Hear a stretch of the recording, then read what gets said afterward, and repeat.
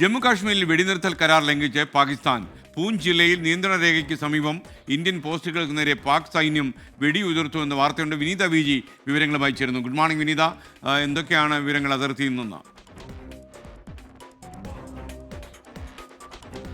Very good morning S K.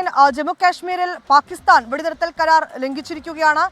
Poonch ജില്ലയിലാണ് ഈ കരാർ അവർ ലംഘിച്ചിരിക്കുന്നത്. പൂഞ്ച് ജില്ലയിലെ നിയന്ത്രണ രേഖയ്ക്ക് സമീപം ഇന്ത്യൻ പോസ്റ്റുകൾക്ക് നേരെയാണ് പാകിസ്ഥാൻ സൈന്യം വെടിയുതിർത്തത്. ഒപ്പം തന്നെ പ്രകോപനമില്ലാതെയായിരുന്നു പാകിസ്ഥാന്റെ ഭാഗത്തു നിന്ന് ഇങ്ങനെയൊരു നടപടി ഉണ്ടായിരിക്കുന്നത്.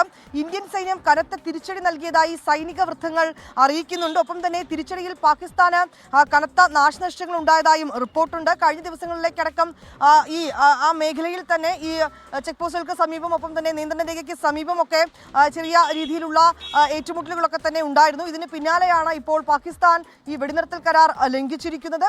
ഇന്നലെ അടക്കം ഉന്നതതല യോഗം ചേർന്നിട്ടുണ്ടായിരുന്നു. സുരക്ഷാ ക്രമീകരണങ്ങളടക്കം ആ യോഗത്തിൽ ചർച്ചയായിട്ടുണ്ട്. ഇന്നും സമാന രീതിയിലേക്കുള്ള ഈ സ്ഥിതിഗതികൾ നിലവിലെ ഇതൊക്കെ തന്നെ ചർച്ച ചെയ്യുന്നതിനായി അടുത്ത വീണ്ടും യോഗം ചേരുമെന്നാണ് നമുക്കറിയാൻ കഴിയുന്നത്. S K.